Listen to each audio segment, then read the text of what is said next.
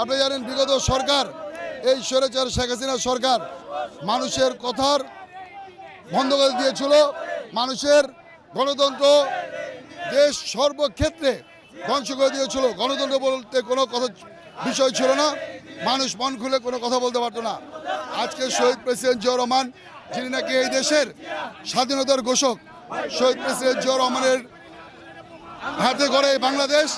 আমরা আজকে একটি বার্তা দিতে চাই, সেটা হলো যে আগামীতে নির্দলীয় নিরপেক্ষ তত্ত্বাবধায়ক সরকারের অধীনে আমরা একটি নির্বাচন চাই এবং এই নির্বাচনের মাধ্যমে সর্বস্তরের মানুষ যারা নিজের ভোট নিজে প্রয়োগ করতে পারে, ভোটের অধিকার বাদের অধিকার জন্য প্রয়োগ করতে পারে। কারণ আপনারা জানেন বিগত সরকার মানুষের ভোটের অধিকার, ভোট কি জিনিস নতুন প্রজন্ম যুব সমাজ জানেই না, নিজের ভোটটি দিতে পারতো না। কিন্তু এই যুব সমাজকে আমরা আজকে সাথে নিয়ে আগামীতে যেন একটি নির্দলীয় নিরপেক্ষ তত্ত্বাবধায়ক সরকারের অধীনে একটি রাষ্ট্র গঠন হয়, মানুষ যার যার ভোট দিতে পারে এবং সুন্দরভাবে দেশ চলে, এই আশাবাদ ব্যক্ত করছে। এবং বিগত সরকার আপনারা জানেন হাজার শহীদের রক্তের বিনিময়ে বর্তমানে বাংলাদেশ, বিগত সরকার অনেক হত্যা, অনেক নির্যাতন, গুম করেছে, আমাদের দলীয় নেতাকর্মী এবং সাধারণ জনগণের উপরে অনেক অত্যাচার করেছে।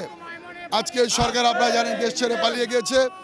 এই আওয়ামী সরকার আর কখনো বাংলার মাটিতে পা দিতে পারবে না।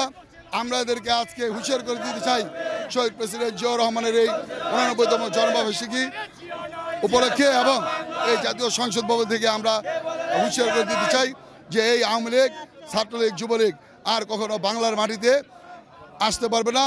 জনগণ কখনোই এদেরকে মেনে নেবে না এবং আমরা সর্বদা সর্বক্ষেত্রে আমরা এদেরকে প্রতিহত করব এবং আগামীতে সুষ্ঠু সুন্দর নির্দলীয় নিরপেক্ষ তত্ত্বাবধায়ক সরকারের অধীনে আমরা নির্বাচনের ব্যবস্থা করব।